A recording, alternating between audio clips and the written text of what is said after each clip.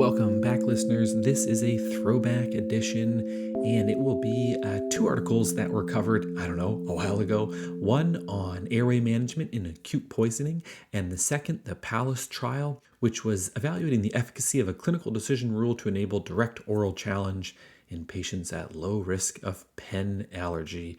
Hope you like this. Enjoy. This is the Rounds Table.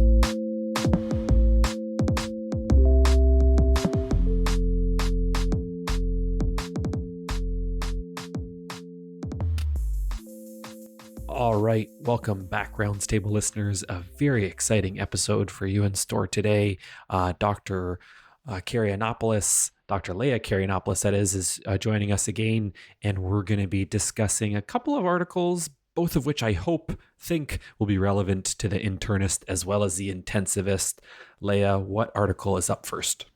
All right. So the first one we've got on the docket is called Effect of Non-Invasive Airway Management of Comatose Patients with Acute Poisoning, a randomized clinical trial.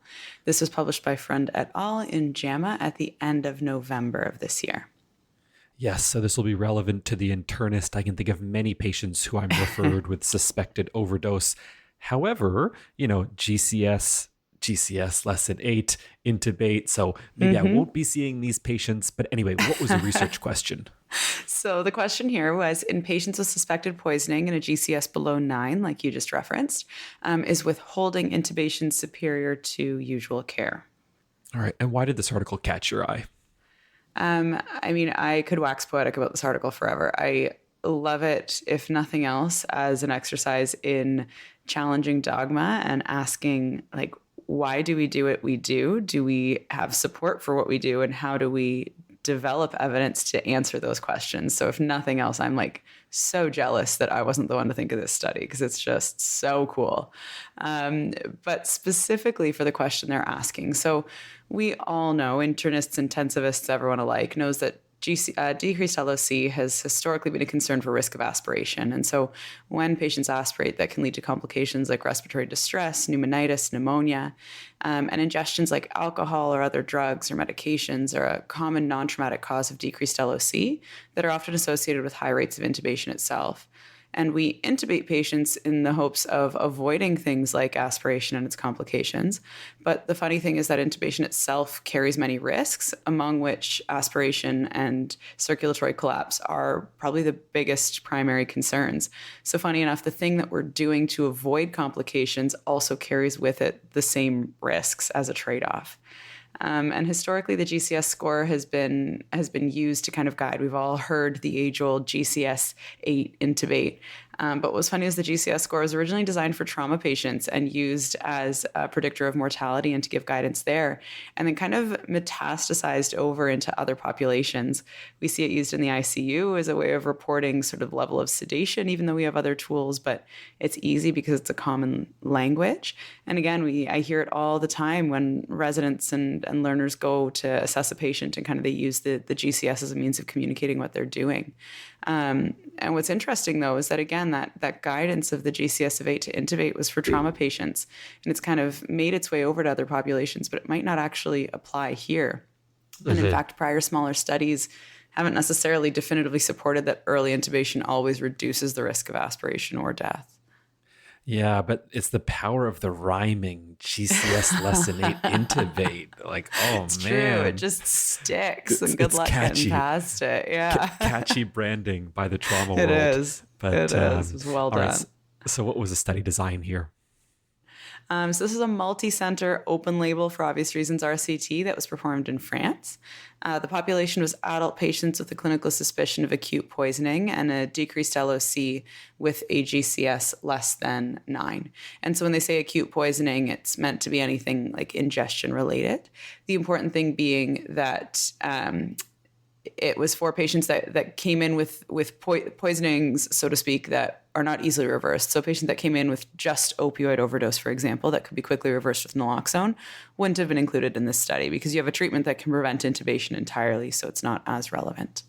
The intervention here was intubation being withheld unless a very specific set of emergency intubation criteria were met. So things like seizure, respiratory distress, which is defined by an oxygen saturation less than 90 that persisted after application of nasal prongs, vomiting, and then shock defined by systolic blood pressure less than 90 after 1 liter of crystalloid. Our comparator was that the decision to intubate was left at the discretion of the treating physician. So it's not that they were required to intubate the patient regardless, but it was left to their clinical discretion as opposed to needing to meet these criteria. The intervention period was till the first of 4 hours or the patient recovering their GCS. And in the meantime, the patient was closely monitored by a nurse or MD with continuous vital monitoring and monitoring of their GCS. And then after 4 hours, if the patient had woken up, fantastic. If they hadn't, they were managed according to routine practice. Some important exclusions. I've already mentioned the suspicion of an ingestion that could be readily reversed, but also cardiotropic poisoning. So things like beta blocker overdose weren't included here. Pregnancy, because we know those patients have a higher risk of aspiration at baseline, and then an immediate need for intubation. So if there wasn't a discussion to be had about whether the patient needed to be intubated, you were to just go ahead. The outcome was an interesting hierarchical composite endpoint of in-hospital death, length of ICU stay, length of hospital stay. This was all truncated at 28 days. Okay, so if I have this right, we have a open label randomized trial. The included patients were those with an acute intoxication that couldn't be readily reversed. And essentially they're getting randomized to let the doctor do what he or she wants for these individuals with a GCS of 8 or below, or they get randomized to, no, we want you to follow these specific criteria for when to intubate. And the outcome was a somewhat complex composite of length of stay, mortality, and other stuff. Do I kind of have that right? You got it. You got it absolutely right. All right. So what did the included patients look like? Yeah, so they had 237 patients randomized, 225 that were ultimately analyzed. And that's in large part because obviously with the presentation of these patients, you can't get a priori consent. So there are a few patients that after enrollment and randomization, once they woke up and regained capacity, did not give consent for their information and data to continue to be collected. But for the patients that were analyzed, the age was 33 to 34 on average. 60 to 64% of our patients were men. Approximately 60% of the patients included were captured in the emergency department. Interestingly, 37% were pre-hospital. So they did an amazing job of getting paramedics and pre-hospital care providers involved in this study. And only one patient in the entire study was actually included in ICU. And I mean, what's interesting here is it kind of makes sense, right? Like you've kind of pointed out from the IM point of view, even from the ICU point of view, these decisions are usually getting made even before we get to these patients. That's not to say that there aren't patients on the ward that this happens to and that have misadventures despite being in hospital. But in this case, it was kind of pre all of this.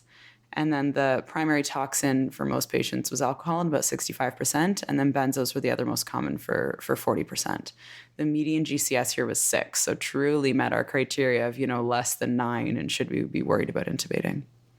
Yeah, and this sort of resonates with the patient population that I typically see when I'm getting that referral for intoxication or overdose, typically a man who is young. I am over the median age of included participants. So this is a very young patient population, okay? Yeah. Pediatric by GIM standards. But Yeah, honestly, it feels that way by ICU standards. So what did they find? Did this intervention work or not so much? Yeah. So interestingly, I think unexpectedly to the authors, there were 0 deaths in either arm. But compared to routine care, their intervention resulted in a lower median length of ICU stay. So 0 hours versus 24 hours. This is a relative risk of 0.39. So your confidence interval is from 0.24 to 0.66. So very much less. A median length of hospital stay of 21.5 hours versus 37. So your point estimate there is 0.74, and your confidence interval is 0.53 to 1.03.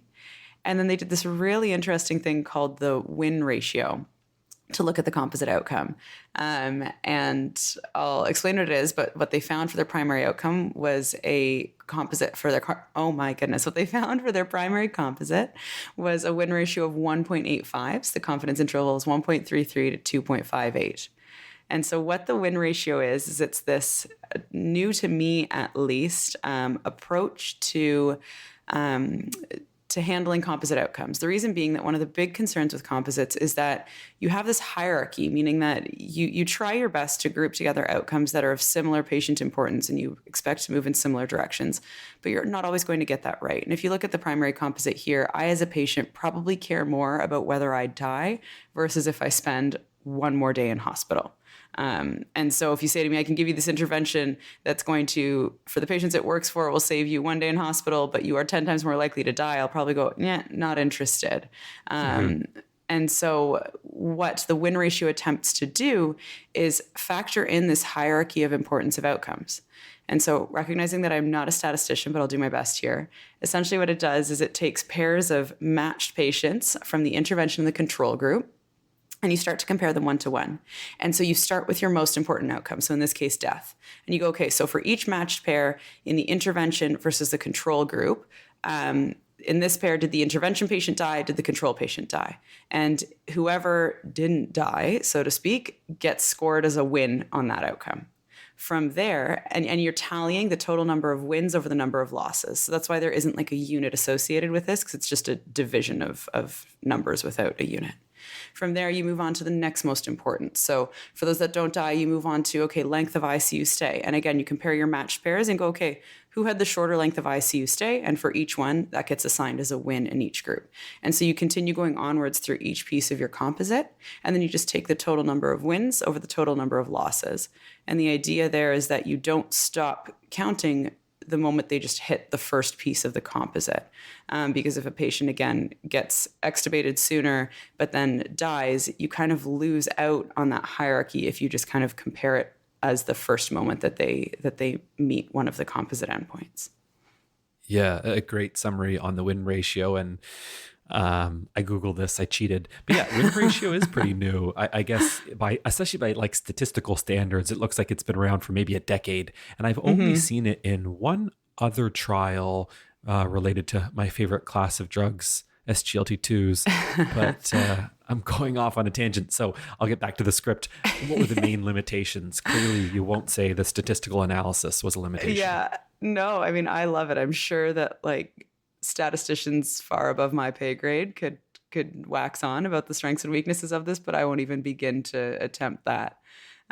So from my point of view, I'd say one of the main limitations is that this could be tough to generalize. I mean, it's very resource intensive to sit and monitor patients for 4 hours straight, especially because sure, you can have them on continuous monitors for vitals, although there are hospitals where even that can be tough. But you also need people that can be able to go in and kind of assess them and make sure that they're not vomiting. And the moment they do vomit, intervene and kind of pay attention there. So that could be tough from sort of an implementation point of view. And then in this study specifically, like we said, a good percentage of the population was actually from pre-hospital. And so you need to get buy-in from them and sort of disseminate that information, which isn't maybe so much a limitation as it is a challenge from a practical point of view. The fact that there were no deaths is a great thing, but again, makes it tough because you're looking at endpoints that are, as we've said, a little bit lower down on the hierarchy of patient importance. And then I think that the most important thing here is that there's this high risk of now going in the opposite direction. So we've already talked about how the GCS came from the trauma population and has migrated its way over.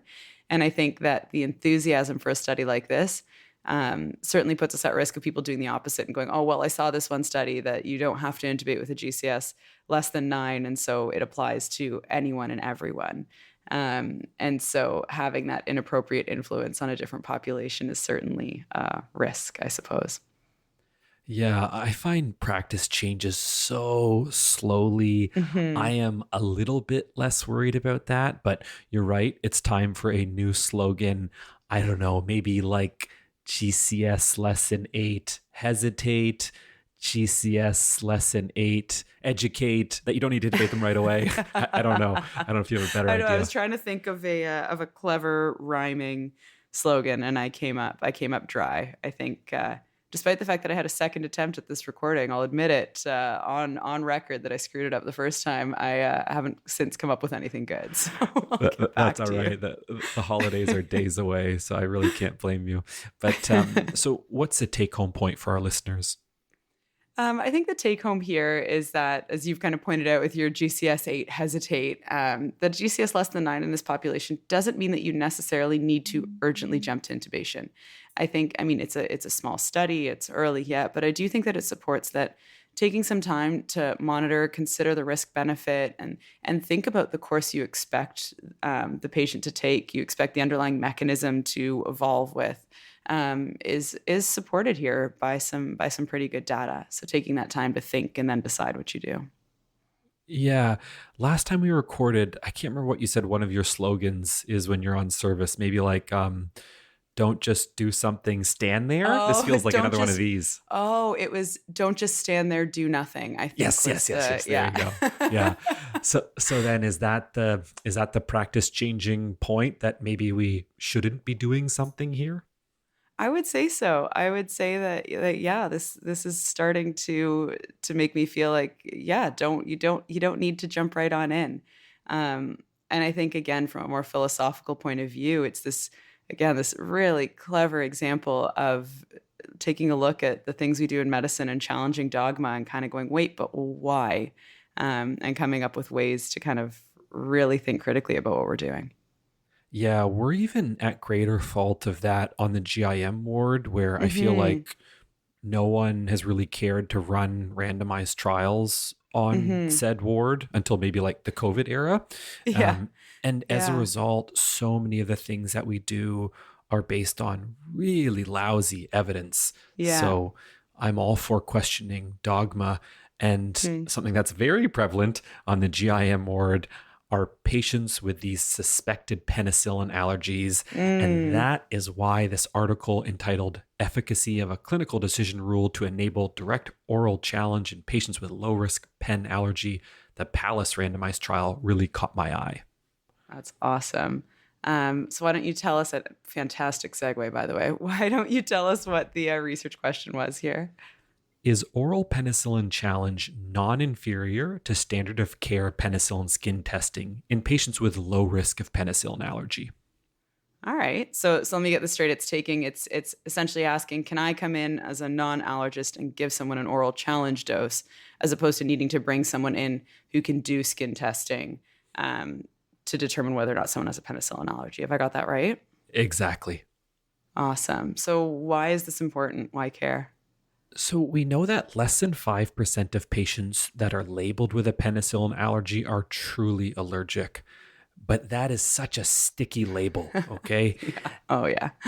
And there's been really good data and studies to demonstrate that if you carry that label, if you're the patient who it says, oh, they have an allergy to penicillin, those patients have a longer length of stay.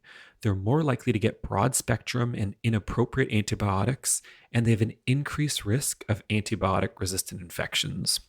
So, currently the standard of care to remove that sticky label involves specialized testing with prick and intradermal skin tests followed by an oral challenge. And this is all very labor intensive, resource intensive, when most of the time the patient doesn't even have a penicillin allergy. So that's why this really struck a chord with me, I guess.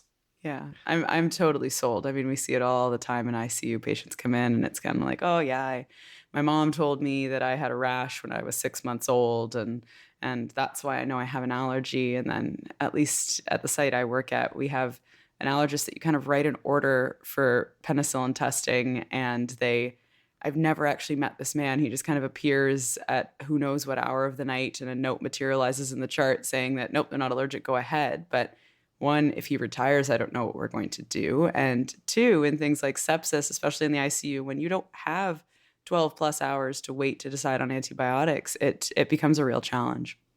Yep, I agree. And probably leads to broad spectrum antibiotics. Oh, for sure. Absolutely.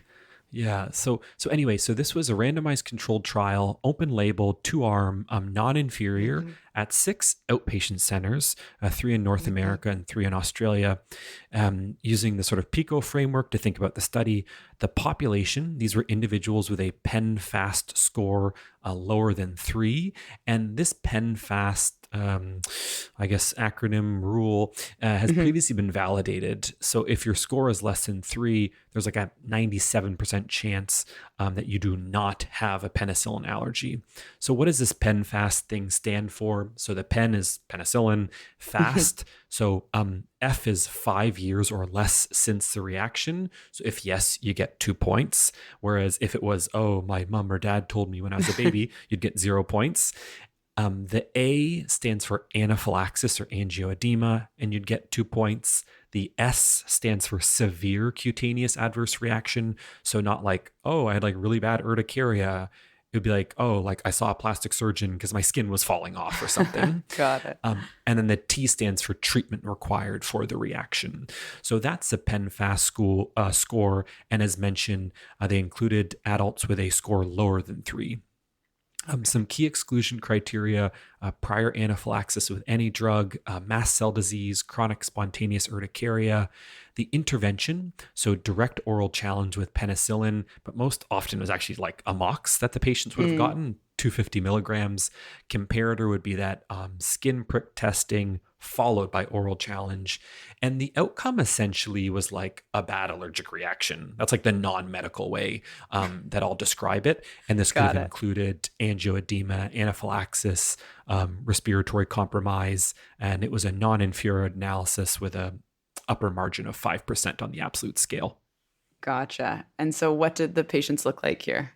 642 were screened, 382 were randomized. Most had a PEN-FAST score of 0 or 1. Average age was 50, 65% were women, 93% were white. 1/5 had a history of asthma. And when you ask them, oh, like, when did this penicillin reaction occur? The vast majority of the time it was during childhood, which is in keeping with what both of you and I see on the inpatient setting. Yeah, I would say this is pretty reflective of the population we're seeing here. So what were the main results? What did they find? So the primary outcome occurred in 1 patient in the intervention group and 1 patient in the control group.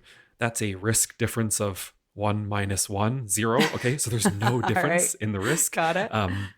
With confidence intervals going from -1 to +1. They also looked at sort of more longer term outcomes by day 45. How often have they had like a bad allergic reaction? And it was 9 in the intervention group and 10 in the control group. So pretty darn similar, but if anything, certainly not higher in this intervention group. And there were no serious adverse events. Awesome. And then what about like the long term? Okay, great. We found they're in hospital. They didn't have adverse events. What about like the documentation of the allergy label for the next time they present to hospital? Yeah, and that is the single biggest limitation. So they don't have those long-term outcomes, which is what I would care the most about. What happens a year later when they come into hospital with a fever? Do they still have that penicillin allergy label in their chart, or did it fall off? This was also an unblinded randomized trial and a relatively small sample size, but it's just really impressive, both for your trial and my trial. These are non-industry funded trials, which are so hard to get done. And they're answering questions that like we should have known the answer to, I don't know, like at least 50 years ago. Like Absolutely. Penicillin is not new. Alcohol, last I checked, is not new. And like intoxication with alcohol and other drugs isn't new. So those are some of the limitations. Okay, got it. So what's your take home point here? PEN-FAST less than 3. You can give the person a dose of amoxicillin, maybe 250 milligrams. And if they have no reaction to it, guess what? You've effectively ruled out that they have a penicillin allergy. Amazing. I mean, that'll make my life way easier. Is this practice changing for you? Yeah, I definitely think so. I'm back on service in a few weeks, and my game plan is when I see somebody with a quote unquote pen allergy, I will Google pen fast to remind myself of the questions I need to ask. And if their score is low, we can try them out on a Mox 250. I love it. That's awesome. All right, Laiya. Well, that is the end of the show. By the time this gets released, it'll probably be the new year. Hmm. So, what good stuff do you have going into this new year? Oh man, I have a personal plug for something I'm excited about that maybe isn't relevant to all the listeners, but I've been working for the last year and a half plus to get a research study off the ground looking at involving family and doing mobility and physio activities for patients in the ICU. And we have finally started recruiting. And in fact, we enrolled our very first patient this week. So I'm very excited to see that kind of pet project get moving. Oh, congrats. That's incredible. Thank And you. I can think of studies that I was a part of. It's like that first patient you get recruited, you're like, Hmm. oh, that feels good. So, Yeah. congratulations. Yeah. Thank you. I'm very excited to see how it plays out. How about you? Yeah, similarly, maybe not of interest to most of the listeners, but hey, it's like my show, so I'm going to talk about whatever I want. um, so, Yes. so it dovetails on the non-inferiority concept and idea. I always found it quite confusing and challenging to understand. So there's links to two videos. One from Hannah Sachs at the New England Journal of Medicine Evidence, a really great 4-minute summary, and then one from my lab, everything you need to know about non-inferior analyses in 5 minutes or something like that. So give it a Awesome. listen if you want to learn more about non-inferiority studies. I will totally be checking that out. That sounds awesome. Yeah, especially for if you're studying for your Royal College, not you, but Yes. the listener, because they love to ask those god awful questions. Oh So my gosh. Yeah. hopefully it'll be helpful. But all right, Laiya. Well, always a great fun to chat. You take care, and I guess Happy New Year when it comes. Thank you. Yeah. Thanks for having me. Always a pleasure and a privilege to get to join you. The Rounds Table is hosted online at medicinepods.com, your one-stop source for comprehensive internal medicine education and evidence-based medicine resources. We can also be found on all of your favorite streaming services. You can also follow us on Instagram, LinkedIn, and X. And special thanks to our audio editor, Tamara Van Bakel.